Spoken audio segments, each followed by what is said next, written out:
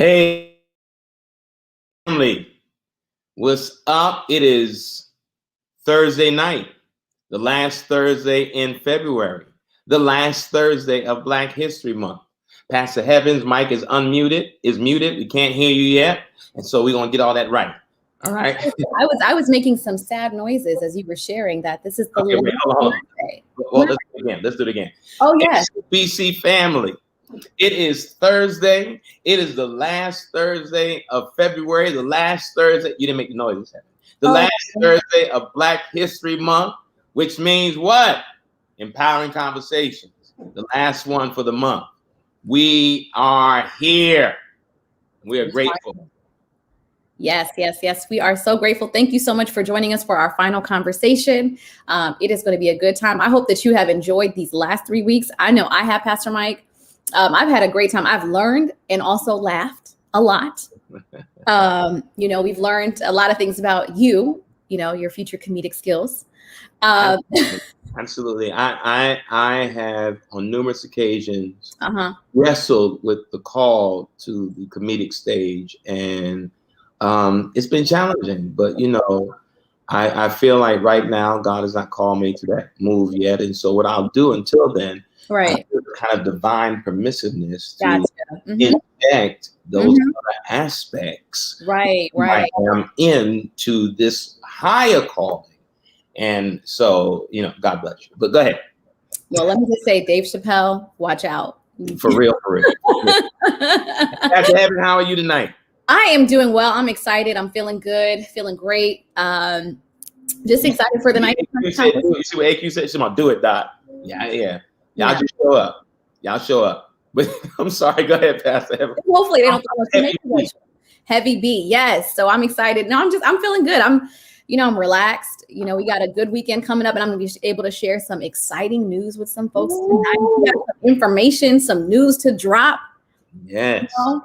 So make sure you stay on for the whole time. But I'm excited. I've been seeing so many people have been giving us great feedback over these last couple of weeks.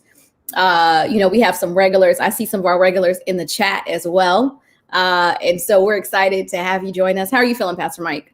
I'm good. I've really been looking forward to our empowering conversations. They have been very informative, and we've had a good time. And I want to thank all of you who've been with us this month, who have supported this, who have been a part of this experience. Even those of you who've been new to this experience, tuning in, thankful for all of you, because we wanted to make it something that we not just had a good time doing, but also quite informative at the same time. And we've been doing well. And I am looking forward to tonight, because our guests are two people who are very important to us. We'll get to that in a minute, but two people who we count as friends and colleagues and brother and sister. And so we're grateful. But all right, Pastor Heaven, let's get off. Let's go. Yes, let's go. But actually, before I do that, for those of you guys that have been joining us for these last couple of weeks, if you want to put in the chat, what have you been learning, right? I want to gauge. This is not a test. We're not testing you guys. So whatever you want to share about what you've learned, any new information or anything that's inspired you, right? These conversations, right? They awaken. So what has been awakened inside of you? So if you guys could share that in the chat, that will be great. So you see what Monique said? What did Mo say? He said, I love these. I'm so sad it's the last one. Yes. Oh, yes. I'm sad that Pastor Mike will not be able to make fun of me anymore. I'm sad. That's what I'm sad about. I have no knowledge of what you speak. Well, so you guys, this night we have some of our regular contributors joining us. But before we get to that, we are going to do some a cultural current. But this one is going to be very unique because we are going to share some really cool information about what FCBC is getting ready to do. Yeah. So as many of you know, FCBC, continues to do the work of living and loving and serving. And we know that it is important to make sure that our community gets vaccinated. And so, out of the direction of Pastor Mike, we have been working and we are going to be a vaccination site. Yes. Yes. Many of you joined with myself and Ebony Carrington and Ide. Dr. Ide were part of a conversation about why it's important for our community, especially the African-American community, to be vaccinated. That was a powerful conversation. And in that conversation, many of you said that you were convinced and convicted to be vaccinated. We all know that our communities are disproportionately impacted have been disproportionately impacted by COVID-19. And so we tried to make sure, not only in that one conversation we had with Dr. Brown and Ebony Carrington, but then in our conversations, we've talked about it on our Empowering Conversations. So as Pastor Heaven just said, for the next 3 weekends, we will be a vaccination site in the city. That's for the next 3 Saturday and Sundays. And so you'll hear a little bit more about that Sunday at service. You'll see the announcement plus all the contact information. I don't think we're going to share all that tonight. I don't know if Pastor may have something up the sleeves. Yeah, actually, I am going to share some information. Oh, good. Yes, of course. So we are, and I actually did want to share, Pastor Mike, to kind of build off of what you were saying. I had a chance yesterday to watch, they did a segment on The Daily Show about the disproportionate sort of the numbers of people who have been getting the vaccination. And they were just sharing in other cities like Chicago, for most people in so predominantly Black neighborhoods, it's about either 20 to 30 miles before they get to a pharmacy. So there's pharmacy deserts that are happening. Obviously in New York City, that's not, we have pharmacies everywhere, but we have a lot of people who either have been struggling to get to sign up. Some of our seniors, right, we know that there is a digital divide. Yeah. And so they don't have the ability to be able to sign up for themselves, right? They don't even have an email address. Today, I'll be honest, we signed up a woman who was 91 years old. She did not have an email address, right? So her being able to call us and us, be able to fill out that information was a huge deal. And that was how she was able to get, she's going to be able to get vaccinated. And so it is, we're definitely going to be a site, but it's also making sure that we mitigate all of the challenges that would get somebody to become vaccinated. And so, because it was on the news today. They talked about FCBC being a popular site. Perfect. Oh, yeah. So to share with you guys some information, because we are doing this week is the launch, right? And it's a softer launch as we're sort of building up over the next 2 weeks. So if you are somebody that is looking, we have a limited number of slots for this upcoming weekend, but we do have slots open. So I want to share with you guys the number that you can call tomorrow from 9 to 4 p.m. If you also call this number tonight, you can leave a voicemail and you can get, they will call you tomorrow. Or you can, so we'll start off with a number. So I'm going to say it slowly and I'm going to say it multiple times for you guys. Okay. The number is 646. Pastor Mike, I think you should repeat it with me. Okay, go ahead. 646. You're supposed to say it with me, Pastor Mike. Oh, okay, go ahead. 646. I cannot with him. 646. 586. 586. 87. 87. 14. Oh, I see. I beat you to it. See, I knew it. I already knew it.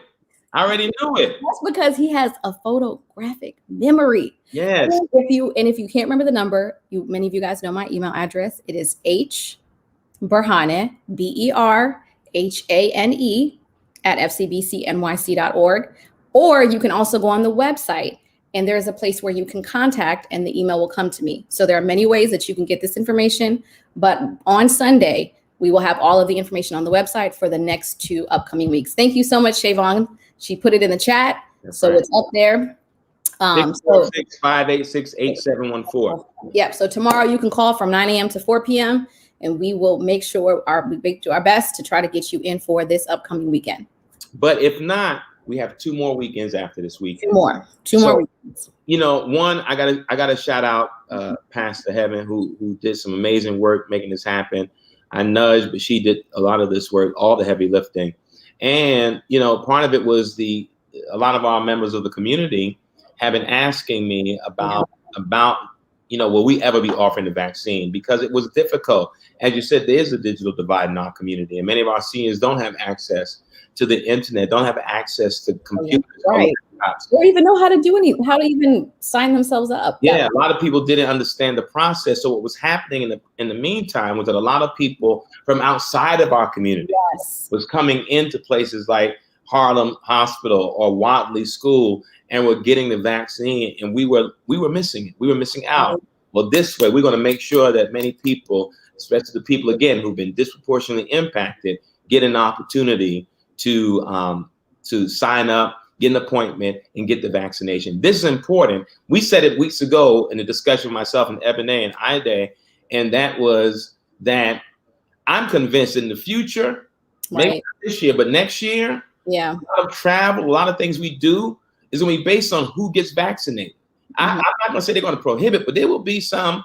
Question. I see somebody asked, you have to live in Harlem. No, you do not have to live in Harlem, but you have to be a resident of New York. So you cannot come from Jersey, unfortunately. You cannot, and I'm going to answer the questions around the criteria real quick. But you cannot come from Jersey or Connecticut, unfortunately. So I just want to make sure folks know that. And the criteria is 65 and older, folks with underlying conditions, and you 18 and older. Yeah, 18 and older with underlying conditions. And then the last one is public-facing essential workers. Now I'm going to explain what that means. That means if your back turned, you can't. Lord, you're going to have somebody be like, that's what it means? Don't be messing people up. No. All right, go ahead. So public-facing, essentially, so I'm going to give you an example. If you work at a restaurant and you actually physically engage with customers, you would be considered. Now, if you're somebody that works in the back, right, you work as someone in the kitchen, you would not be considered a public-facing essential worker. Yeah. So I want to make sure that, we kind of understand that. And if you call, we can try to explain that as well. And the information, for those of you guys that do have access is on the New York, is on the website they show, and we'll put that on our website as well, what the criteria is for underlying conditions, as well as what would be considered what they consider essential workers as well. So those are the. And that information will be up on our website on this weekend. Yes, Sunday. By Sunday, all the information will be up there. Yeah. Yes, Paula, is this still for seniors underlying? Yes. Seniors 65 and older can get it. Yeah. And people with underlying conditions, 18 and older can get the vaccine. So that's it. So listen, I'm grateful that, someone said FCBC always comes through. We want to always try the best we can to meet the needs of our community and really be at the center of our community in every way. So I'm grateful that we have this opportunity to serve in this particular way. So, this has been some work, but we have always sought to be the center of our community spiritually, culturally, socially, politically, and we've been doing that. And this just is a continuation of the work. This is how we live, we love, we serve. And so thank you again, Pastor Evan, for the work you put into this and those who helped to make this possible. We're grateful for that and truly grateful. And our community will be the better for it. Because at the end of the day, when community institutions that people trust, that our people trust, once we're offering these services, more of our people will benefit from them. And the church is one of the most trusted institutions in our community. And so we're grateful for this opportunity for how this will play itself out. Yes. So, like I said, if any of you guys have any questions and you need more information, please do not hesitate to reach out to myself, or you can call the church, and we'll be able to make sure to get that information to you all. Excellent. All right, keep pushing. All right. So this evening we have some very special guests with us, Pastor Mike. Some of what do we call them now? Our contributors, our empowering conversations that awaken the conscience today, contributors. They're act contributors. These will be our regular panel contributors. We like CNN, MSNBC, and we're going to have our regular contributors. And these are faces that you will become familiar with. Many of you already know them, and I'm grateful. So I'll let Pastor Heaven introduce one, and I'll introduce the other. Go ahead. Okay, so I'm going to introduce none other than the Reverend Alicia Gordon, who many of you all know. She is currently the founder of the Current Project, which is an organization that supports single mothers. And so she's doing amazing work in Harlem and continuing to also support some of the candidates in Harlem. So I'll have her share some of that information when she comes on. Let us know what she's been up to. So the Reverend Alicia Gordon, if you could join us for tonight's conversation, and you guys can give her a digital round of applause. Well, I think they're both going to come in at the same time. So okay, perfect. Okay. Yeah. And then we have my brother of my God, over 25 years now, close to 30 years. He is one of the dearest friends that I have, not just a friend and a brother, but someone who is a colleague in this work of ministry and in life, none other than the Reverend Dr. Maurice Wallace, who is currently a professor English and Cultural Studies and African American Studies at Rutgers University. And so I'm grateful. Tonight we got Reverend Alicia, Dr. Wallace. Come on in. We thank God. What's up, everybody? What's up? I kind of felt some type of way that I didn't add a little sentiment in it. Like, I want to just say that the Reverend Alicia Gordon is like my homegirl. Like, that's my girl. Like, we like this. So I just want people to know. You know what I'm saying? Like, that's my friend. I just felt like I needed to add that in there. The house get your own intro. Okay? Wait! Oh my God! Wait! Listen, Reverend Alicia, did you hear we got promoted? We got promoted. Yeah. Dude, I'm gonna put this on my resume. I'm about to update my LinkedIn. Yo, don't be clowning. I'm serious. But listen, you know what? I'm gonna tell you, I'm grateful. I love this shirt you got on. All right, you are truly my Spelman. Hold on, my Spelman sister with my Morehouse colors. That's what I'm talking about. Wait, hold on. Can you share with her what you shared with me last week about Morehouse men? Did you? I don't know. I watched it already, and I'm clear. You. No, you can always tell the Morehouse man, but you can't tell him much. No, that's fine. But I need to read Dr. Wallace what was sent to me. So he understands what went down. Okay. Dr. Maurice, are you all? No. First of all, let me tell you what it said. A person sent me on Valentine's Day. A text and said, on this day, in 1867, and on February 14th, that God gave women the greatest gift. Morehouse man. It was a founder of Morehouse College. Yeah. So, I didn't say, I said, the person said that to me. Now, that was my sentiment about the greatest gift of women. I would not say that. I'm telling you what the person said, who had to be a woman, and said that it was the greatest gift. So, I'm going to lean into it. That's what they said, right? That's what I said. I'm going to lean into it. I'm going to lean into it and, celebrate that, and, God are good. P is my Morehouse brother. He's my frat brother. Delta, Omega, Coleman Love. So we got all these connections. Yeah. It's good. And I'm going to tell you, some of you don't know these, son. Now, people who know, see, people who know me know how I am in terms of, look, I'm going to try to be a comedian all the time. But I'm going to tell you right now, my wife will tell you, and just let everybody know so you understand. There's only one of my friends that my wife knows who it is I'm talking to. She will tell you, she knows when I'm on the phone with Maurice Wallace because I only laugh that hard. It hurts. And am that silly. What? With Maurice. And his wife is the same. She knows when he's on the phone with me. Because we will sit there and clown and laugh. Let me tell you something, Alicia. One night, we were in Atlanta. And let me tell you, Maurice, I don't remember what we were laughing about. I don't. We were in Atlanta and we went, at least you would know this restaurant. We went to the Optimist, right? Restaurant in Atlanta.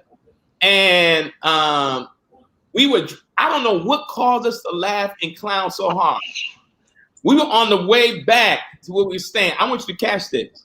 Alicia, we laughed so hard to the point where our stomach and head hurt so bad. We had to stop at Walgreens to get Advil. Oh, wow. I'm not exaggerating. Am I exaggerating? It's true. Wow. Have we ever laughed that hard together? I feel like we I did. almost got out of a moving car. It hurt that bad. Like I can't.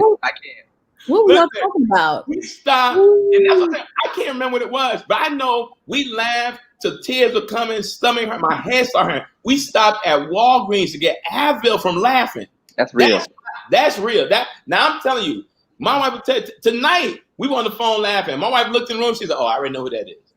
I already know who it is, right? So we have a good time. But listen, on top of all that, and on top of the friendship and the love we have, at the same time, you all are amazing colleagues in this work that we do, not just ministry, but this life work we do about empowering our people and engaging in really transcendent and transformative ways of how we bring healing and wholeness to our people. So I'm gonna let Pastor, I don't know, Maurice, Pastor Heaven used to have us, her tagline, her name on social media, she done got holy and changed it now. You know, it only knows. But before that, it was Heavy B. It was Heavy Okay. B. So that's her name. That's it. She's past the Heavy B. All right. So Heavy B. Yes. Let us shooting off on tonight with our conversation with our contributors. Thank you guys for joining us. Actually, before we begin, I just want to know, what have you guys been up to? You know, it's been a while since we've seen you. We saw you, and we'll dive right into post-election conversation, because the last time that we saw you, it was election night, and many of us were anxious as we were watching the numbers. I know I was, and we were discussing all of the implications of what tonight meant and where the decision would send to go. So a twofold question is, first and foremost, just share sort of how you doing, what you've been up to, tell us what's new, and then sort of what are some of your thoughts, right? Just raw thoughts. We post-election, and a lot has happened, so I'm going to ask some follow-up questions. But sort of what are your general thoughts right now? What have you been seeing in the climate that is a cause for concern for you? Mm-hmm. A cause for concern, right? Because we talked about this last time, was that we knew that regardless of who won, right, there was still going to be a lot of work to do. And so there are moments and causes of concern that we still want to uplift. And so I'll start with you, Dr. Wallace. How have you been? What's new? And share some of your thoughts regarding post-election and some okay. of your. Thank you. I appreciate being asked how I'm doing.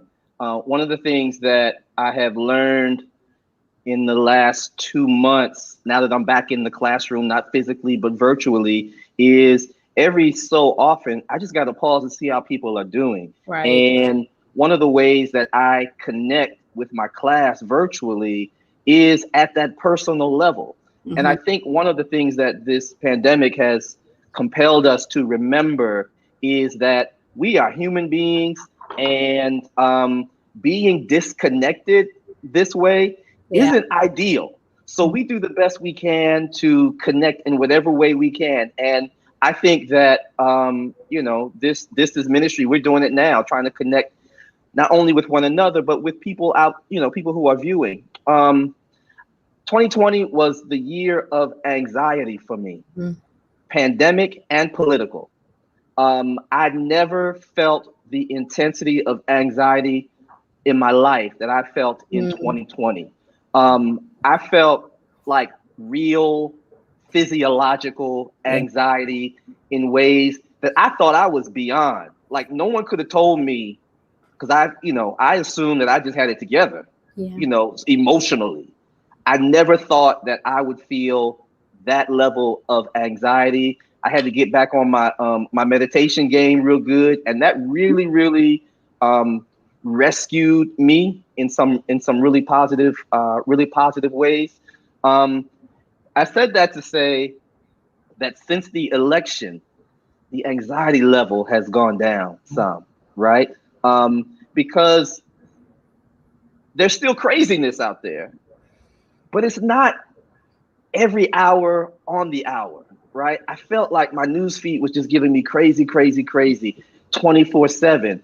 And I had somehow fallen into the pattern of feeling like I needed to keep tabs on crazy. And so it took me a minute to get to a point where I could discipline myself in order to stay healthy, not to deal with crazy. So I'm trying to balance being informed with being overwhelmed, right? And 2021 has helped because, post-election, there's a new presidency.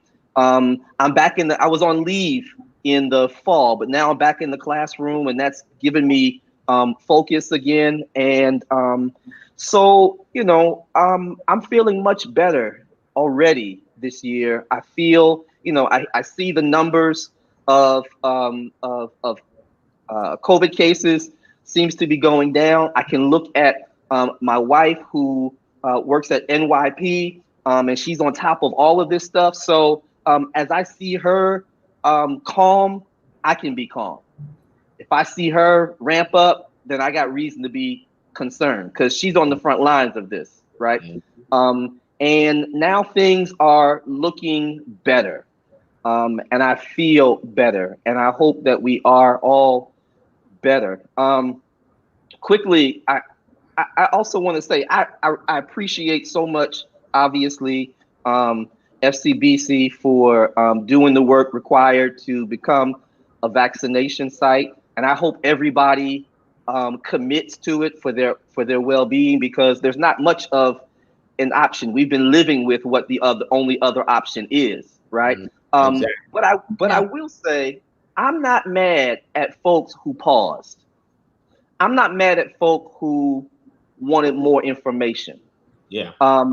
Because there is a history that should give us pause in the first place. Yeah. But secondly, that pause has made it so that the folks who are responsible for managing this rollout do their work. Right. And give us the information as we desire it.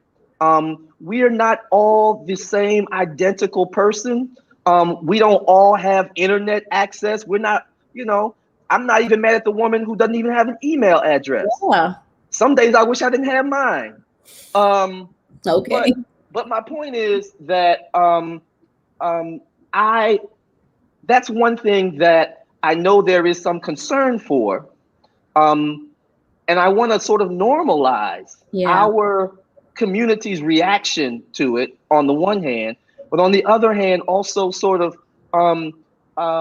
double back to what Pastor Mike says, trust the institution that has sustained us this long, and go ahead and do what is going to be necessary for our greater health.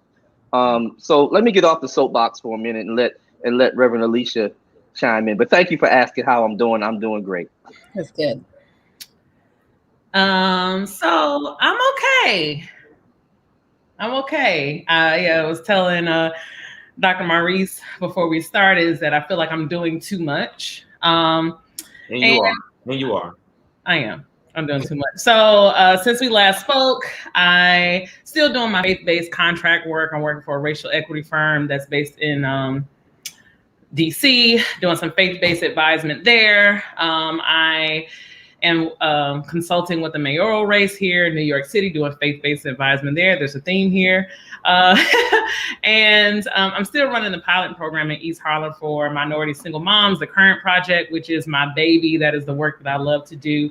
And we've done some great one-off programming, doing some safety net work with, making sure that moms have what they need. But this cohort of 4 women in East Harlem and in the South Bronx have just given me so much joy. We have been really intentional about testing out the idea of what can happen when we seriously resource Black and brown single moms, mentally, spiritually, emotionally, and the proof is in the pudding. And so that is the work that that gives me the most joy. But in the grand scheme of things, I feel like I'm doing too much. And I've been in this place of discerning something I said at the beginning of the call. Just because you can doesn't mean you should.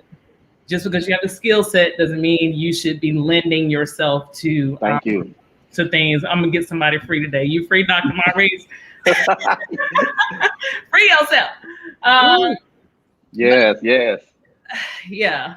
And you know what this season has taught me since the election when we last spoke to now is to take a beat, just a pause. And I have been really intentional about when I'm asked to do something or when I need to respond to an email or I'm in a conversation, I'm being really intentional about taking a beat, a pause, and asking for, just simply saying, let me think about that. Right? Because I think, to your point, Dr. Maurice, is that we spent 4 years in such a reactionary, constantly trying to grapple at ideas and say things and do things and fighting for freedom and fighting for equity. And I realized that after the inauguration, I have to do that no more. Not to that level, right? And so I've been really intentional about taking a beat, taking a pause, being intentional about asking for a moment to think, let me get back to you. And that's really been helpful with me managing my own anxiety over the transition of power in the country, right? I was talking to a friend of mine similar about what's life been like after the inauguration. And I was like, I'm in this weird place of like real revelatory excitement, like got through the Red Sea, like, man, you know, part of the Red Sea, we got through that joint, we on the other side, and we're like, woo, got it. And now we in the wilderness, like, hold up. Where do we go? It's dry out here. You know, ain't nowhere to lay down, right? And so I'm in this. Where the water? That's good. Where the water at? You know, the children need some fruit snacks. You know, and so I've been in this place of like sheer like relief that we've gotten through the Red Sea, and that the Pharaoh and the folks behind us, and we've gotten through that, but now we in this whole nother territory. It's better than where we were, but there's still so much uncertainty, right? I spent a lot of time on Twitter. Every time Joe Biden tweets something, I'd be like, quote tweet, "Where the checks, Joe? We waiting on the checks." And so that's kind of where I am, in this place of relief, but also in this place of still wondering and like, all right, so now what?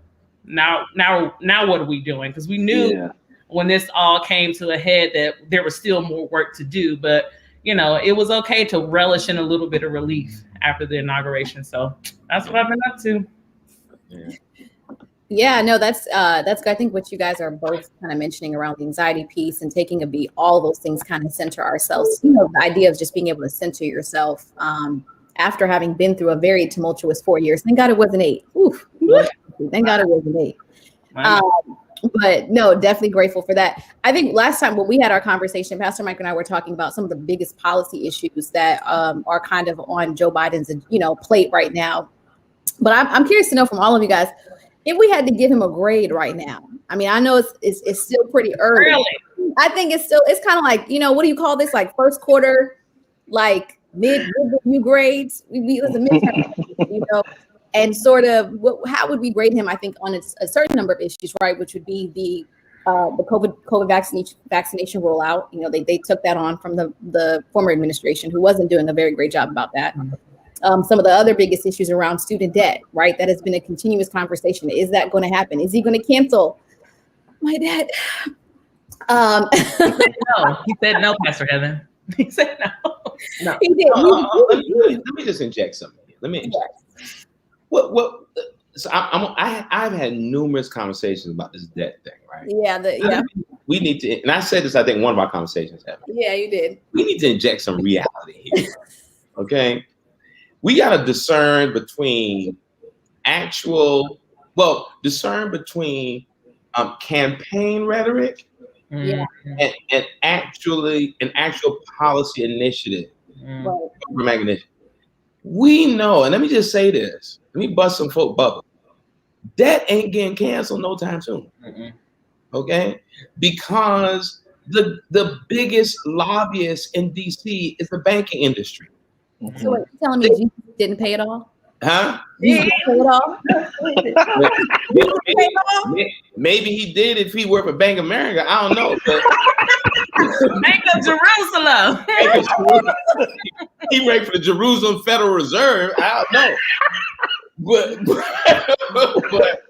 But listen, the banks hold the majority of student debt. Yeah. So they lobby too much. They put too much money in the coffers of these elected officials' campaign war chests.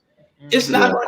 Folk are not going to agree because the language, the running terminology is, well, the banks are too big to fail. If you take out a big chunk of their holdings, which is their debt holdings to student loans, you undermine their safety. Now, I'm not saying that that's true, that they're too big to fail, but that's why it's not going to happen. It boils on the money. Those lobbyists know as soon as all that talk went on and all the talk, we gonna cancel debt.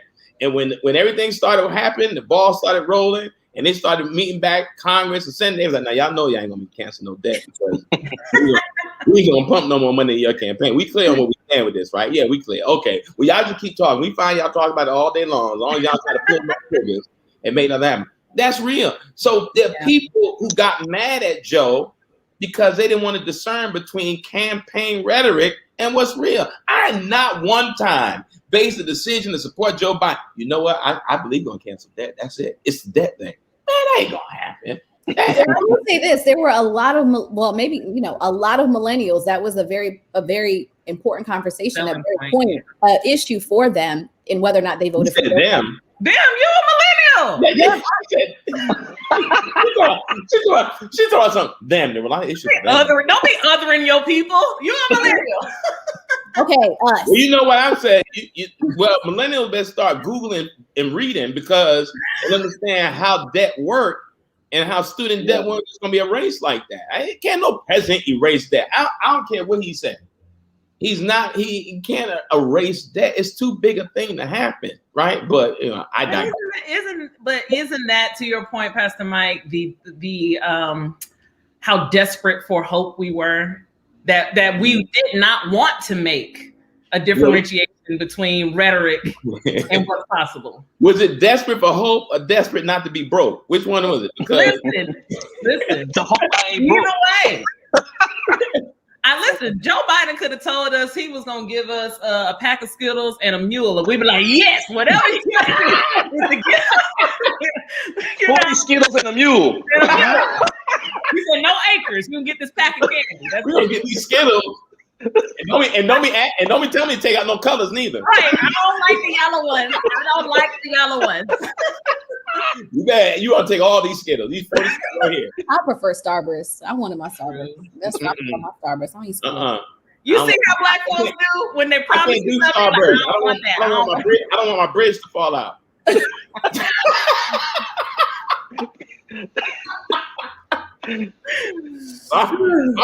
You don't ever see nobody. I don't have dentures, but I'm saying right now, you don't see nobody eating no Starburst. Make that clear, bro. You don't see nobody with dentures with eating no Starburst. That's risky business. You sitting there knocking around folk when their teeth fell out. Right. Listen, if Joe Biden give me a pack of pink Starburst, you don't want that. You don't want that. But I think to what you said, I think it's okay that we can have hope. Yeah. I would say that a lot of our hope needs to be tempered by reflection and analysis of what is possible and plausible politically, right? Because sometimes, and another thing is, and we talked about this, I think last time when we all were together, we got this Messianic syndrome real bad. We think presidents are kings or queens and messiahs. They are not. They have particular limits to their power and their ability, and we don't want a king, but we politically we wish we had kings, right? Or queens. We want to be able to say, oh, you can just do this. You can just clean things up right away. It don't work that way. Politics is an interesting business, man, and it's what it is. That was a challenge. I mean, that was the fiction under which the previous president functioned, that he was a king and could do what he willed. And there are a lot of people, to your point about our Messianic complex, perhaps not the folks in our community does this bear, but or at least as much, but those of his supporters sort of also embodied that sense of here's someone who maybe gets us or gets our resentment, right? And will speak for our resentment. I mean, the thing I would say is that Joe Biden is a veteran politician.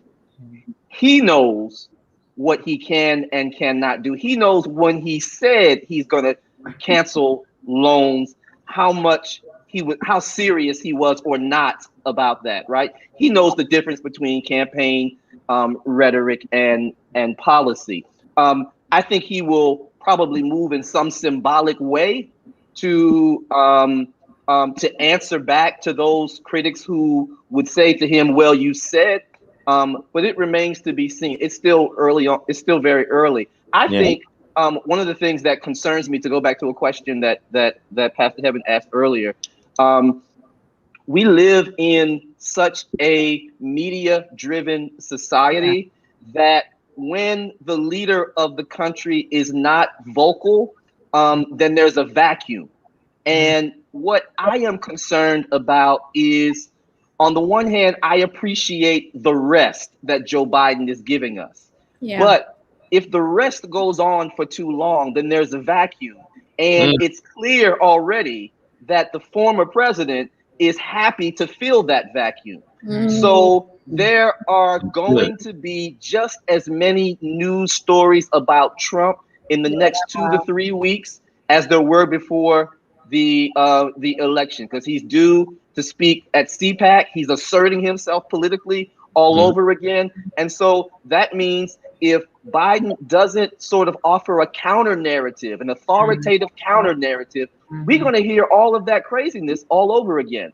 And sad to say, but if the sitting president doesn't give the press something to contend with, then Donald Trump will.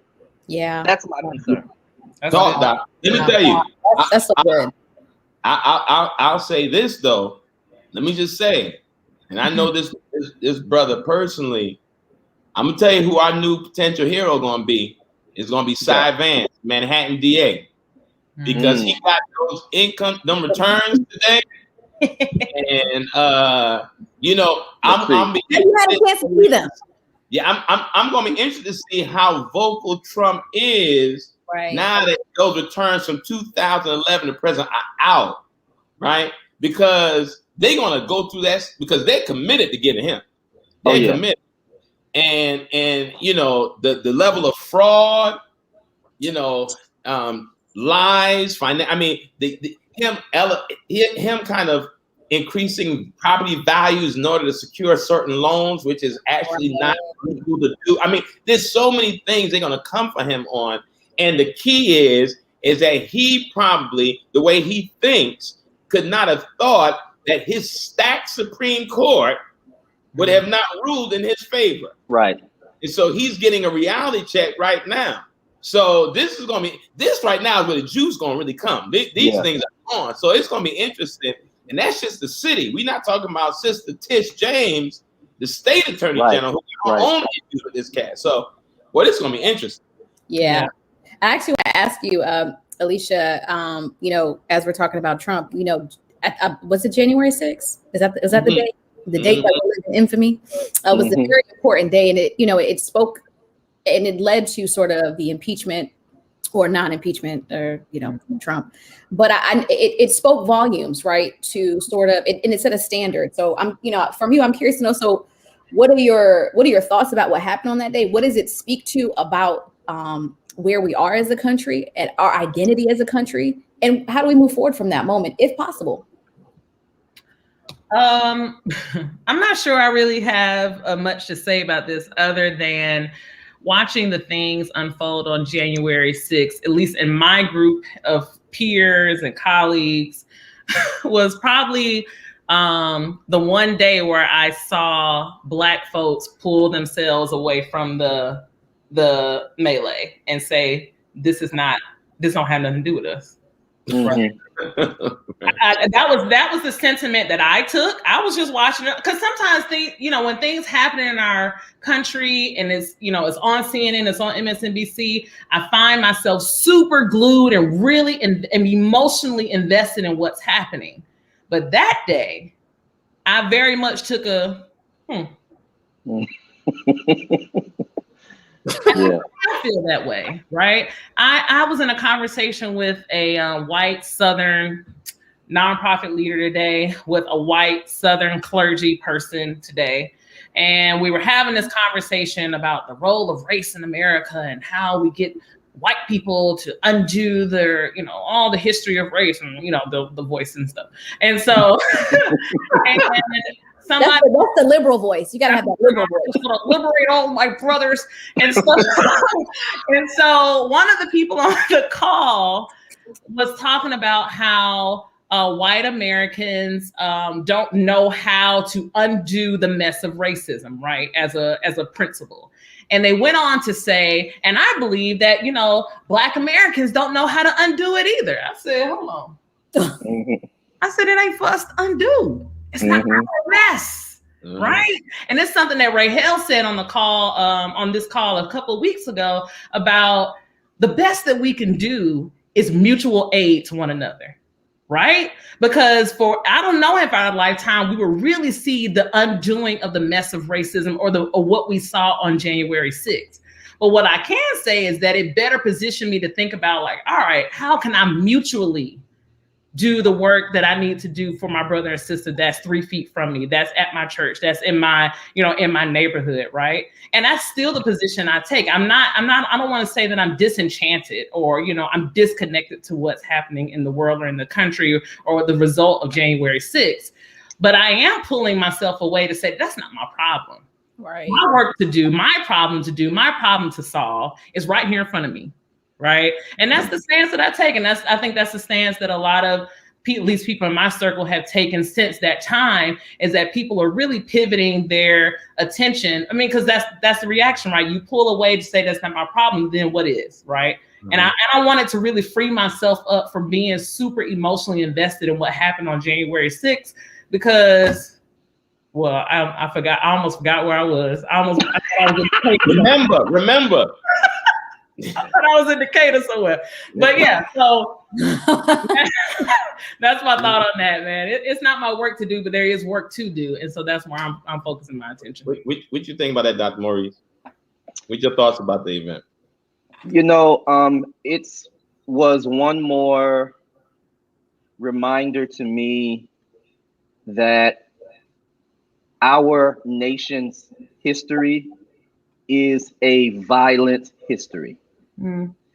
And I have been a little disappointed in recent weeks about some of the language that we've been using. And two particular phrases come to mind. One of them is our reference to this time or earlier times as violent periods.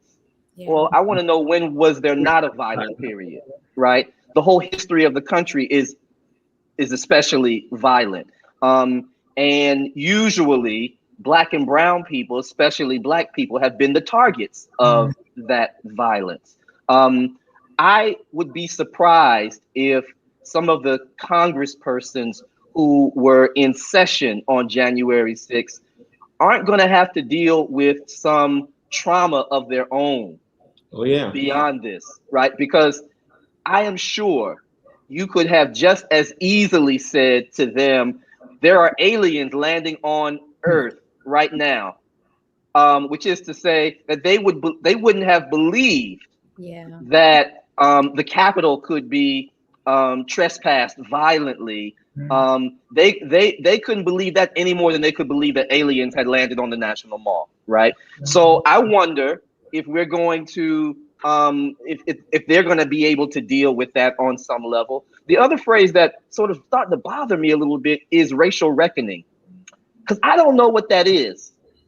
I don't know what reckoning means. Yeah. Is it that we are coming to terms? Well, who really needs to come to terms with what's been happening for 400 years, right? I don't know what that means. And I think it's become nice language, in public spaces. It is a rhetorical gesture, but I guess I don't yet know how it translates extra rhetorically, if you know what I mean. So, Pastor Mike knows I'm all about language, and so sometimes there are words and phrases that I got to get under. You got to explain to me what you mean by that, because listen, nobody loves alliteration more than me, but that alliteration really got to have some meaning. You can't, it's not a camouflage for me. You can't use it as a smokescreen for me. I want to know what that means, and I don't really know what the reckoning involves yet. It has become national language. The press uses it quite a lot. Politicians use it quite a lot. I just don't know what it means. And I would love for somebody to tell me what commitments are being made in this period of racial reckoning. Let me say this before we transition, because I'm looking at time to this about the Black church, because I think this is a good segue to that. I have to just hit this news flash came across my phone that Joe Biden ordered airstrikes against Iranian-backed militia in Syria. What? So I need you to understand, Joe said, I ain't playing this game with these people. Wow.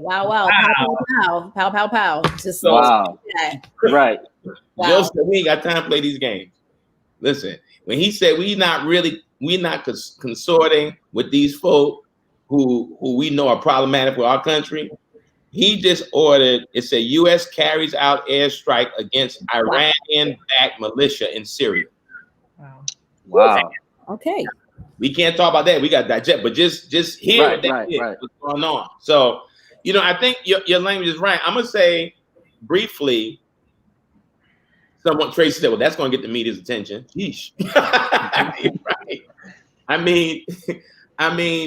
I think you both said it just perfectly. I think there's a lot to unpack there. Right. I would say on a different level, as I said when we said it before, commenting something Garner Taylor said, and even recently Dave Chappelle kind of echoed something Garner. Imagine that Dave Chappelle echoing something that Garner Taylor said, was that you hear people talking about the trauma and the disbelief. If you want to know how to recover from trauma, from lynch mobs, talk to us. Yep. We can tell you how to deal with normalization of trauma, right? And just think about what unfolded. People up there with gallows for the vice president, white folk with a lynch mob who was saying they want to hang the white vice president. This was something to behold in our lifetime. So, it was interesting, but I'm with you. It is definitely to unpack what does reckoning mean, what does all this mean? It's a lot to be digested. But we have two thought leaders and also two preachers here. I'm going to assume you both saw the documentary on the Black church, Skip Gates. Wait, Mike, do you actually mind if I say something real quick? Oh, you got mine. You heavy B. Who gonna stop you? You forgot who you are. You forgot who you check you. That man right there. She might as well have put up the Baptist finger just then. Excuse me. No, I as I was thinking about what Dr. Maurice said and what you said, I've been really wrestling with this idea around how bodies are political. And then just like even thinking about like the response, because if you think about the politicization of bodies and even what happened on January 6th, the response, right? The way in which the military, the police force responded to those bodies was very political. The way they responded to the Black Lives Matter protesters was political, right? And so I think there needs to be a deeper conversation around what does that mean when not even just, your idea or what you proclaim, right? I can say I'm a Democrat, but that your body, that your physical body can be considered a political ideology. Can be politicized. Like, what does that mean? And how do we then move in this world knowing and understanding that? And so that's just something I've been thinking about. I haven't really fully unpacked that, but that's something, as Dr. Maurice was saying, and as you were sharing, that's the word that just came into my mind. And I've just been wrestling with that. So hopefully, I'll have some more to share in the next season. But no, you on it because you're speaking now of embedded privilege and embedded bias. Right. That is not reflective, right? It's reactionary. And even the reaction, takes a pause. Right. Because even the action, although there may not be a lot of reflection, the action itself embodies a form of reflection because instantaneously, as you just suggested, Black bodies get responded to differently. White bodies got responded to differently. And it was not a delay in thought. It was embedded in that moment. That's real. Everybody was saying that. We said, well, let there have been some Black folk. Right. We're going to storm the Capitol and start beating people with flagpoles and all kind of cameras. Can you imagine if a bunch of Black, listen, we're not going to talk about it. Judas and the Black Messiah was about a handful of Black folk who was trying to unite across racial divides and was talking about Black power, and they was taking people out. You imagine we showed up with pipe bombs and bags?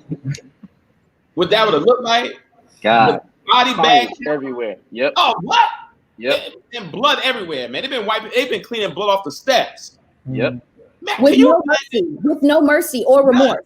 Can you imagine a bunch of black folks scaling? What? Let me just talk about this for a second. I know we got to move on, heavy beat, but I got to say that. Sorry, I didn't get you started. I just want to talk about the ration. Now, let me tell you what the difference is. Like, if me and let's just take, I'm gonna take me and Dr. Waters, right? Ricky just said that the Senate parliamentarian just ruled the minimum wage increase cannot be included in the COVID-19 bill. So that stuff popping off, boy. Yeah, it's popping off right now. Go ahead, Pastor Mike. I'm sorry. Now, let's say myself and Dr. Waters decide we're gonna go to a ride. All right, we're gonna go to the Capitol. Well, I understand. When you got steps, why are you scaling walls? Who does that? Steps all around. They scaling up the wall with steps right next to them. Right. It's the dramatics of it all. Look, I was watching. I said, "Now hold on, wait a minute. Wait, am I missing the sign? Are the steps not visible to them? They need the dramatics. Why are you scaling the wall? I want scale a wall and the steps right there. Where you trying to go? Have you seen the video where they add the Super Mario Brother music and they have them going up and then they fall back down? Hilarious. I wonder if there's something real about that, Pastor Heaven, which is to say that a lot of these people are playing out fantasies, racialized fantasies. Yes. So that they have to exercise a kind of militarized insurrection. They can't go up no steps like ordinary civilian people. Right. The one Please say that again, Reverend. Say that again. That was good. No, these people are playing out racialized fantasies of a rescue of America. They think they're saving somebody, and they have to do it in this kind of superhuman way, right? People who are patriots at that level with that intensity, they can't mount stairs. That's what gentlemen do. But the paramilitary, they have to scale walls. Now you done made me run. And they came to play out that fantasy. Wow. Wow. So that Super Mario's thing, that's not just humor. Wow. On some level, that's real. Wow. They put the handset down at home, got on the road, and said, let me play this thing out for real. Let me go do my war games. There it is. There it is. That was, that's tantamount to. That's tantamount to the Civil War reenactments, Doc. It is. They're waiting for this moment. That's good. That's why they were so hyped. Yeah, so Doc. Geek for that. Wow. Exactly. If you haven't written about that, you need to go ahead and do that. That's good. That's a book. I gotta say no long enough to some people so I can get back my writing time. Hey, listen, look what Ruthie said. Heaven. She said, "Pastor, you just did the Mary FCBC inside joke. That's Mary who be running around church." I sure did. I couldn't contain it. I run. Listen, I'll tell you. Look, Maurice, we'll be on the golf course and break out now. Don't. We've been on the golf course and shouted. Don't look. It don't take much. It don't take. We'll drop a line of a hymn and start running the golf course. Don't do it. Don't do it. Well, I think that's actually probably a great segue since we're talking about the Black church. Since we're talking about church, there you go. But that's why you heavy beat right there. But no, Dr. Maurice, I'm gonna have to sit with that and just kind of process what you just said because that was really, really powerful. And the fact that it came to you just in that moment. Drink. Yeah. Stop drowning. Don't drown. Don't drown. This is what I think about. I want to simulate drowning. Keep swimming, okay? Woo! All right, go ahead. So, as many of you know, last week the PBS Black Church documentary hit the streets, and so we want to hear your thoughts about it. Some of the questions that we discussed last week around were who was the audience, right? Who was the documentary intended for? What were some of the things that you enjoyed, but also what was it missing? So, Reverend Alicia. I thoroughly enjoyed it on night one. I think in part because I miss church. I miss being home. I miss all of that. and all the accoutrements that go with church. I really appreciate this kind of blending of Black church music and history. And, you know, I have much respect for Skip Gates. I thought by the time we got to night 2, however, and if you missed the Clubhouse conversation after night 1, that was going on at like 11 o'clock at night with Ebony, Marshall Turman, and all these people, it was really great. But by the time we got to night 2, and I was being really attentive to what a lot of my just Black church folks were saying online, it became very clear. What? Somebody just put what was missing was the whole part 2. Oh, I'm getting that. I mean, there was just like trauma porn on it and missing voices and skating over really important parts of the Black church experience, Black Catholicism, a lot of my, you know, that piece, you know, real addressing of LGBTQIA sisters and brothers and siblings in the Black church and church hurt and all of these things. And again, so that really goes back to who's the audience, right? This was not for people who were really trying to have engaging, deeping, unpacking conversation about a Black church. This was for the people who pay their dues to the PBS local station. Yeah.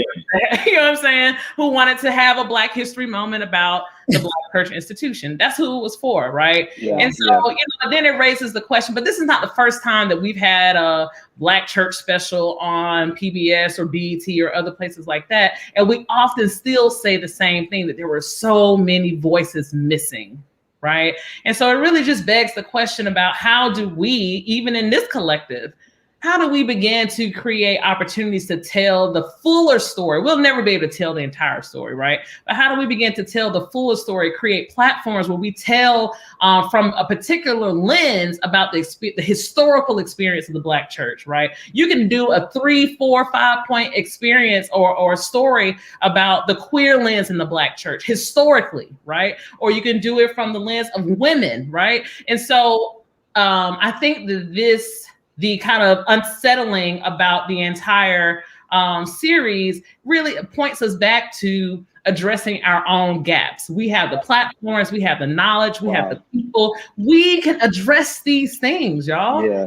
So, and we should be doing it now while the historians and people, the keepers of the stories are still here, right? Yeah. And so, again, I enjoyed it for the nostalgia because I simply miss church. I'm a missionary Baptist girl from Decatur, Georgia. You know, I'm real Southern through and through, and I just miss that experience. But it was just a reminder of how much, as much critique we have, there's still an opportunity to tell the fuller story, right? And we have the power to do that. And so, you know, you see that comment by Tracy? That's a good observation. There was also people who are not Christian. I had conversations with my Muslim friends who knew nothing at all, as well as practice African spiritual traditions. So that is another piece too. I think we have a particular lens because of what we do and where we sit. Right. Whereas for those who just don't know anything, but again, it's who the target audience was. Right. You know. So, Dr. Waller. Yeah. I couldn't agree more with Reverend Alicia. I think, as she pointed out, the audience was really not those of us who have an intimate inside relationship to the church, but for those who, for whatever reason, haven't probably never crossed the threshold into our churches. Now, there is some important history for all of us to remember, I think. You know, I think that the best part was probably the soundtrack. Now, I don't know if it all made sense for each scene, but if I close my eyes, there was vintage soundtrack from a variety of. I hit you right now. What's that? I wish I could hit you right now, but you just said it. But yeah, that if I close my eyes and listen, that was whoever was responsible for assembling the music. It was rich. It was historical. It was contemporary occasionally, but it was also you know, classic Black sacred music. And I love the sacred music from those old South Carolina, Baptist churches where there was just one or two, the lining of the hymns, that sort of thing, right? Yes. That was the best part of it for me. And, I think part two, as has been suggested, was just was trying too hard to condense too much material in too little space of time. But I really hear Reverend Alicia say, well, this means that we have to do some of that work. Mm-hmm. We've got folks in our congregations who have the skill sets, the talents, and the calling to do this. We just got to support them. Yep. We got to support the arts and filmmaking and let artists, especially in our ministries and congregations, know that their energies, their talents, their gifts actually have an important space in the life of our congregations, in our community, broadly speaking. And I think we have to do a better job as churches of embracing the arts and our artists in particular and encouraging that. Can I just say this? I'm just going to say this for my, and I'm speaking to my sisters here who I love dearly. I want you all to just bear witness that we just saw a master at work in Dr. Maurice throw shade smooth. It was so smooth. The man, y'all miss all the subliminals. This dude is brilliant, man. He said, close your eyes and listen to me. That's what he said. He said, don't watch it. Don't listen. It's more worth watching, but you can listen to that. What? But why you gotta act like that? You gotta help. He said he's your translator. I don't know nobody who can throw shade that smooth. I don't know nobody do that. Listen, I love Dr. Gates. Don't get me wrong. That was one of my. No, man. Let me tell you, bro. That I was saying, like, boy, go ahead and kill him. He was like, because y'all have to close it, because you almost got me caught up in the spiritual moment. You said close the eyes. Like, oh, wait a minute. What he just said was it wasn't worth watching, but listen to the music. That was good, bro. What? That was brilliant, man. Y'all hilarious. That's what you're able to do when you've been friends for 20 years. You can translate. Yeah. Understand what your friend is saying. Oh man, look, that that was brilliant because why it was so brilliant is because he was smiling and he was like, and he had a smile in the face, like, I mean, but what he said was, y'all can keep this, like. We could do better. We could do a better job in our churches telling our own story. Don't fall for the okie doke of trying to appease white donors. Hey, I'm gonna say it. Right? And at the same time, the best part was just kill the voices and give me the music. Man, that's brilliant. All right. Bro, that was good. I'm gonna say right now because for a minute you had me because I was really like, yeah, it was. And I was like, wait a minute, he's throwing heavy shade right now. I was like, he's throwing heavy. That is so funny. Wow. Yeah, hilarious.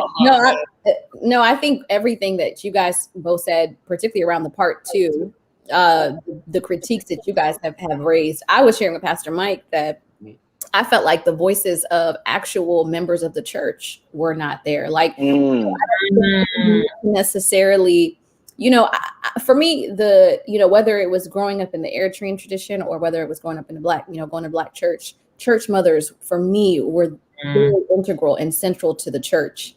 I think about, so many the people at FCBC and they have stories to tell. They have a unique perspective that an academic doesn't have. Right. In the life of the church, in the embodiment, what it takes to raise up a church, what does it take to raise up a community, right? Through the lens and through the space of that institution. And so that was one of the voices that I just felt like had they integrated that a little bit more, there would have been an authentic, it would have felt less Which, yeah, listen, that is so important. And I enjoy them. I enjoy most of them. I know I enjoy academics, but I think when you're talking about the Black church, you're talking about people. Yeah. The people who sit in the pews. That's essential. That is essential. Yeah, I can go up. Pastor Mike can go and preach every Sunday, but if they ain't no people, right. Like I know you like no people in heaven. By the way, we are pandemic. I meant. No, we do not have people in the building, you guys. But here's why this is really, really important, Pastor Heaven. I'm glad you raised it, because you would think that, and this is not just particular to the series, but the way we teach and read Black church history, you would think that churches just popped up. Like someone waved a wand and said, church here, church there, church here. No one has really told the story yet of the kinds of sacrifices that have been made by a materially dispossessed people to build historical churches. Well, I'm about to do it again. How in the world, but faith, how in the world did so many Black women pool their monies together, Reverend, support ministries, and build churches that are still standing? Still standing. That's the story that has to be told. We haven't told that yet. I'm about to find me somebody.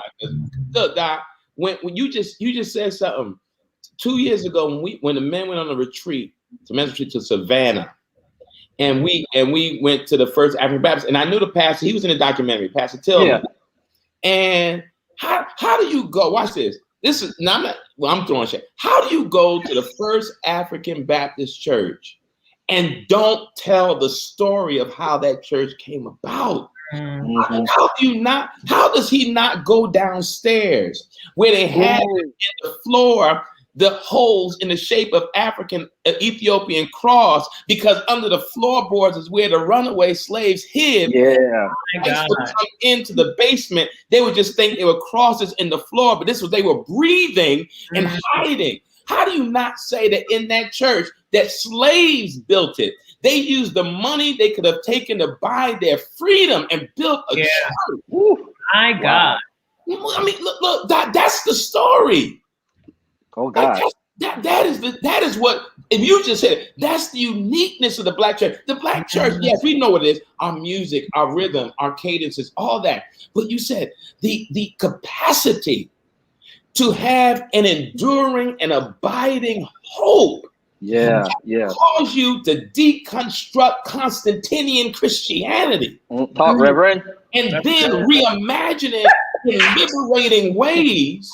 And then, can you imagine justify remaining a slave to build a structure that can honor the way you see God? Man, look. So can I say, as you guys are both saying, boy, I'm about to help myself. Come on. My God. I feel. But had they focused more on that part in the documentary, it would have led us to a deeper conversation, right? Of going back to our roots. Yeah. Because we are right now, the Black church is at a standstill. Yeah. Stagnant. But our identity is rooted in evolution. Why are we not evolving? Don't do that. Don't do that. That's our root. That's our foundation is evolution. Right there. Why are we not leaning into that? What you say? I'm giving out virtual aspirin right now.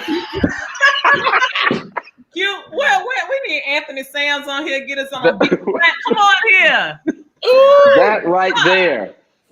That's all right. Talking up some stuff. So had the documentary did that work, we would be having a different conversation after part 2. Wouldn't be about what's missing. The conversation would be like, man, what do we need to create? How do we develop this? How do we take this further? How do we get back to who it is that our ancestors were? Y'all try. Let's go back to that. You know what's an idea? I know we got to move on to our closing segment. You know what's an idea? And Maurice, now we're going to we're old enough to remember this. Now y'all young. I'm gonna put this though. Just imagine, Doc, if they had if anybody, and this is why I love what Rev Alicia said, maybe the responsibility is ours. Yeah.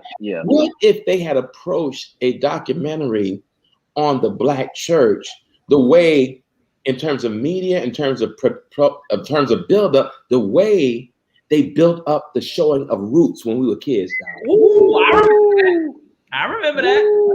You remember the build-up? Build-up, My yes. mother sitting me down to watch at night. Oh, God. Every night. Everything. It was a big deal.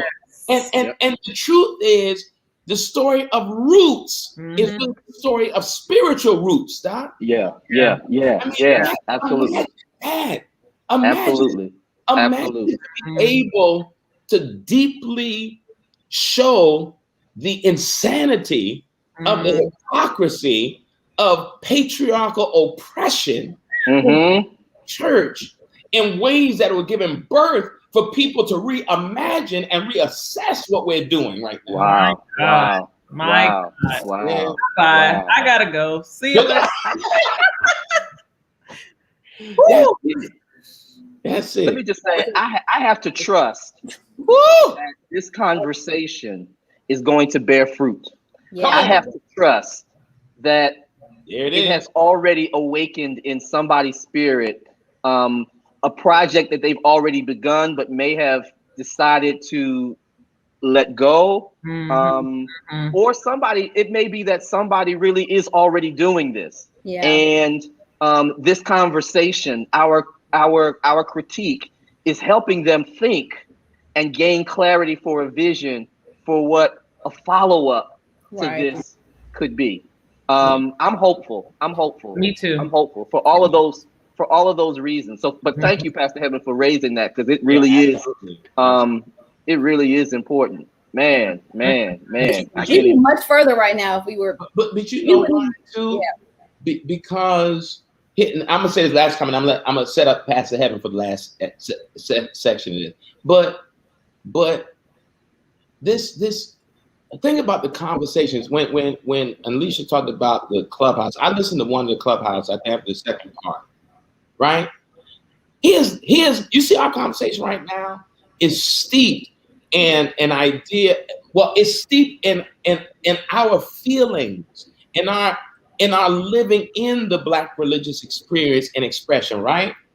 We're not trying to impress colleagues and one-up one another in commentary and talkbacks on Clubhouse.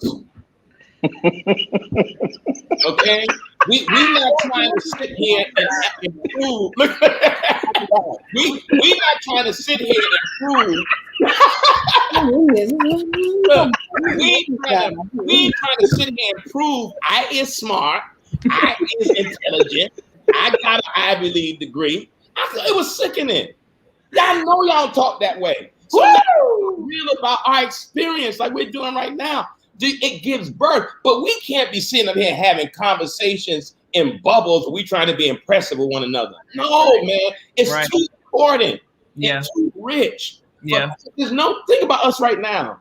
Think about each of us reacting to one another's comments. Because it's touching something deeper within us. This ain't a head conversation right now.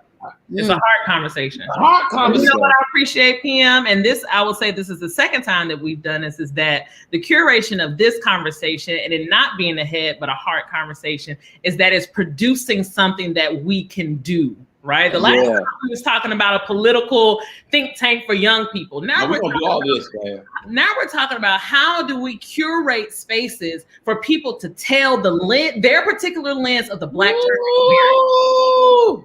On, right? And it was something I was talking to on the political side of my life about why the people who really need to be at the forefront, who really have the heart for change, often cannot make it to the other side to do the work. It's often because they don't have the capital, they don't have the resources, right? And so this is exactly what Dr. Maurice is talking about. There are somebody on this call who have been sitting with this idea, and the only reason it is not in the public is because they don't have the money. It is our job as the Black church and I'll use that big C, little c community church, right? To resource the storytelling, right? Because if we don't tell the story, you'll have the white funders at PBS telling the story, right? And that is why this type of it, I always get excited to be in conversation with y'all, is because all of us are the visionaries, but all of us are also like, all right, well, how do we put pen to paper? How do we actually do something? How do we act? Ain't that what the thing? Don't do that. She did it. How do we act on what the Spirit is calling us to do, right? And not busy work. I'm so tired of busy work. I'm so tired of just like doing stuff for the sake of doing it. I'm talking about doing the type of work that transforms narrative, right? That transforms lives, that transforms people, right? And it's something that leaves a legacy that the people who come behind us can pick up and run with. That's Come on now. Come on now. Wow, that's it. I think that's a great way to. You killed it. That's it. It's over. I get more now. Listen, look. Just okay. Listen.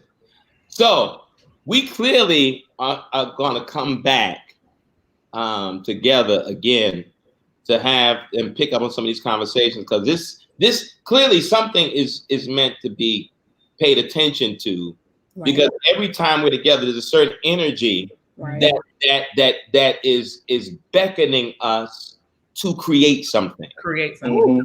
And so we have to honor that, and we have to be intentional about that. Well, let me say this.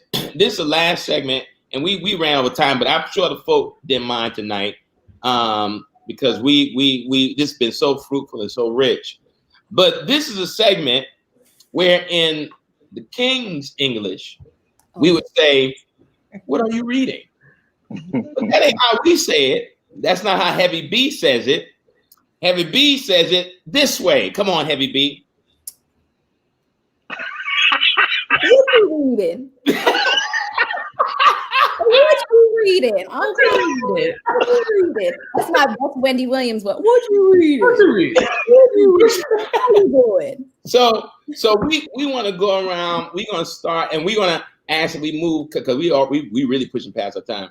But we're gonna start with Rev Alicia, and then we're gonna go to Dr. Maurice, and then Heavy and myself will go. And we want to hear which what are the two, but what are you reading? And let's go ahead. Go ahead, Rev Alicia. All right. So first up, I'm reading My Sorors by Cicely Tyson, Just As I Am. And I did buy this from a Black bookstore because hello. So I'm just digging into this and just hearing and reading about her story, extraordinary life, how she came to be. And so I'm reading that. And the other thing I'm reading is on the other end of the spectrum.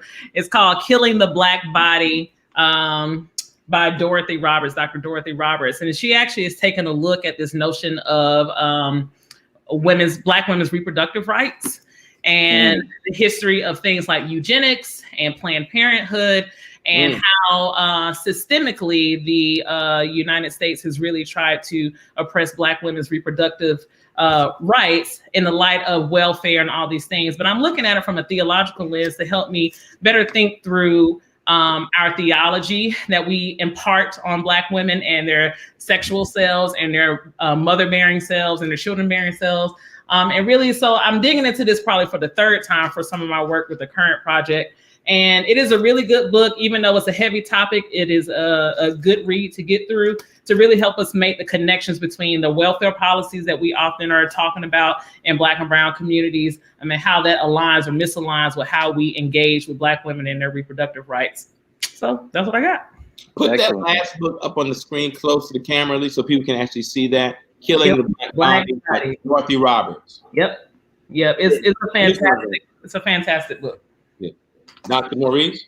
So the first book I have is by someone that Pastor Mike got to know pretty well back in the day when he lived in North Carolina. It's called After Whiteness, An Education in Belonging. It's a new book by Willie Jennings, who teaches at Yale Divinity School, and he's writing about. Who is my former academic advisor? Oh yeah, that's right. So Dr. Jennings here is writing about theological education. He's writing about how vital it is for us to leave sort of theological dispositions in education that shore up kind of masculinist, rugged individualist models of religious formation, and rather to cultivate what he calls the art of belonging. That developing a theology around belongingness is what is essential for the transformation of a relevant theological education for the 21st century. And the other book I'm reading is... put that book back up on the screen close so people can see it, because I know they're going to ask. And the author, After Whiteness, Willie James Education and Belonging, Willie James Jennings. Okay, it's fairly new. This other book is by a former student of mine, brilliant. It's called Undrowned, Black Feminist Lessons from Marine Animals. Now, the reason that I'm interested in this is because ever since Pastor Mike has started and FCBC has sort of promoted being human, and he and I have had great conversations about how capacious humanity is and should be. I've been thinking about relationships between the human and humans as human animals and other animals, right? I've been interested in Black folks' relationships to animals, right? It's vexed because on the one hand, we have only ever tried to prove to the rest of the white world that we are humans. And in order to do that, we have tended to separate ourselves from the idea that we have any relationship to animals. And so this text helps me to imagine something else, right? That we don't have to be anti-animal to be human, to identify as human. So this book really is about the ways in which Alexis Gumbs, really important, really, she's an incredible independent scholar and artist. She's still based in North Carolina, but she has created several, they're meditations really, of what it means to study marine life and how how the behaviors of mammals actually teach us a lot about how we could be better humans. Baby seals, for example, don't know at birth that they can swim. They don't know how deep they can go. Woo! They don't know their blood is already oxygenated. Right, they don't know. Don't do that. You better preach these dolphins. That their mother's milk is rich in fat, and so a mother has to just push them. Stop. And listen, it'll preach all day long. I'm trying to tell you. And for a minute they think they're drowning. Ooh, my God! How many of you know you're undrowned right now? I'm undrowned. You Listen. just saw. Look. I don't even want to talk about my book now. I don't even talk about it. I don't Wow. Listen, I'm trying to tell you. I'm trying to tell you. Wow. Listen. Wow. Man. I'm ready to go jump in the water myself now. Lord, and see, when you think about Pastor Mike, all the ways in which we talk about what these conversations are doing and what we're trying to do, it is people like this young lady who are literally developing and creating narratives that are going to transform. Like, you know what I'm saying? Like, it's not, we're not critiquing, but she's contributing something that will then seek to change the way in which we embody and then sort of move throughout this life. But here's the problem. Let me just add this. I can't keep going, but someone, my mentor, said to me, and the reason why some sisters like this who are doing this amazing work don't get recognized, right, is because the mental midgets control the access right now. Yes. That's the problem. So, hold on, put the book up again, Maurice. Let me write that one because I'm writing that tonight. What's her name? Put her name up there, Maurice. Alexis Gumbs. Let's see. There it is. There it is. Alexis Gumbs. Alexis Pauline Gumbs. Man, I'm about to get this book. Yeah, me too. And I need to find I'm about to order this on Amazon tonight. It's a good stuff. I need to find a Black bookstore who might have it. You're right. My bad. No, but dude, call me out. Listen, All right, guys, we got rapid quick. We got to go quick. Yeah, so I'm just gonna go. I'm gonna just put both of them up at the same time. Okay. So my favorite book of all time that has literally transformed my life, All About Love by Bell Hooks. Listen, if you have not read this book, if you want to fully, this is what I'll say, and this is what I'll say. And Pastor Mike, I'll let you go next because this is really the only book I really need to put up.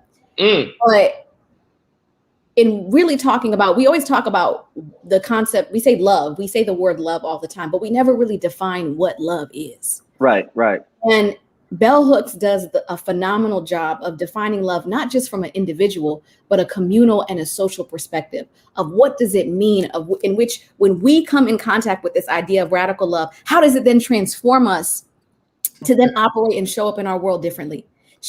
I was telling Pastor Mike, she critiques the church in this book. She says that we use the language of commodification, we are using the language of capitalism in our churches and asking people to become whole. People are broken. Wow. You're killing me right now. Come on. Wow. So all about love. Listen, this book, when I say changed me, read it. Phenomenal. And let me just shout that Tracy, thanks for that. The Afro Latina owned bookstore in the Bronx, the Lit Bar. We got support shout out. That's it, the Lit Bar. Thank you, Tracy. I'm gonna be real quick so we can get out. Listen, Dr. Maurice knows, anybody knows me, know that I'm a jazz fanatic. And this right here, and Maurice knows this right here. Yep.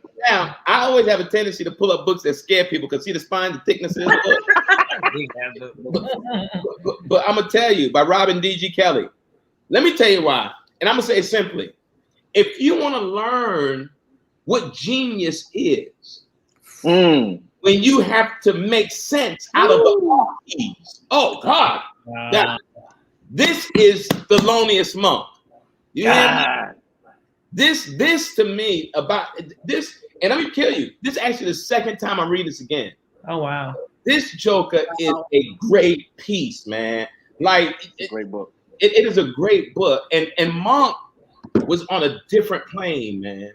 Was on a different plane on every single level, spiritually, music on a different plane, you know. And watch this, and probably was one of the most courageous jazz musicians because he wasn't trying to fit in anywhere and did not care how he was critiqued. Yep. He was who he was, and he lived out loud in the off key. My God. So then I got to shout this out. I got to do something different. There's a young man who was being teased in school. And he decided that he said he didn't care about being teased because he was clear about who he was, but he knew the other kids who were being teased. And so he wrote a book. This book is entitled Me and My Afro. Oh, wow. By my young brother, Aiden Taylor. Can you tell me who he is? And 11 years old. 11 years old. Me and my Afro. Instead of as a child saying, listen, I've been bullied, but I don't care. He said, I'm clear about who I am, but I want to write this for my other friends who don't know how to handle being bullied. And he was being bullied about his Afro. And it comes in hardcover. Watch this. And then a coloring book. There you go. All right. Make your paper, son. Yes, sir. So Me and My Afro by Aiden Taylor. So that's that. Listen, this has been an amazing night tonight. Truly powerful. And I thank you too. And well, first of all, Pastor Heaven, we have to put together a reading list so people can be clear. We're going to post this. Yeah. But listen, we're going to find a way to make sure that our conversations are more frequent. It's too rich. And it's too much energy here and too much, spirit in this moment. Yeah. So we're gonna think of ways that we make this a regular occurrence because this right here is food, man. This is like this is essential. So Alicia and Maurice, listen, thank y'all, man. Thank y'all. Appreciate it. For tonight. This was absolutely amazing and fresh, and I feel good now. Yeah, me too. Yes. So most definitely, and I see people asking for the reading list, so we will definitely do that for you guys. And as Pastor Mike said, Thank you so much to the both of you guys. Every time we have these conversations, they keep getting better and better. So I cannot wait for the conversation because it's just going to explode. We might just need to put 2 hours up and just let it rock. But definitely grateful for everybody. And this is, of course, our final episode. So don't come next week, Thursday, thinking we're going to be on. We're not going to be on, okay? But we are definitely going to come back. We're going to come back in May. We're going to be talking about. I don't know about that, Pastor Heaven. We got to go to the lab because we may have to change something up. Okay. Well, listen, we might. This is where I'm going to take from Rev Alicia. I'm going to put a pause. We will let you guys know. Take a beat. Take a beat in due season, very, very shortly. When will we be coming back? But just also know, make sure, I want to point this out, make sure you're paying attention to this upcoming mayoral election. If you can, I know that because of COVID, we're not able to, see all the information and all the debates that will be happening in person, but there is stuff happening. So make sure you're connected and informed. So you can be able to make a decision when June comes around and we have our primary. So I just want to put that note in, and Pastor Mike, close it out. Yeah, I'm just going to say this. You see all these comments, people talking about May. We can't be waiting until May. They said we come in this month. So I'm with y'all because I don't even want to wait till May. So we're going to figure this out. But again, for all of you who've been with us every week of this month, thank you. You know our history is too rich to be relegated to 1 month. We are rich people and a powerful people. And so we're grateful because we've had 2 powerful people on with us on tonight. And thankful to Heavy B, my co-host, for this. Having a great time together, and we've been having a fun time, and this has been really good. So again, Alicia, Maurice, thank you so much. To all of you all, thank you. And remember, till we meet again, there's 3 things we got to do. We live, we love, we serve. Peace, y'all.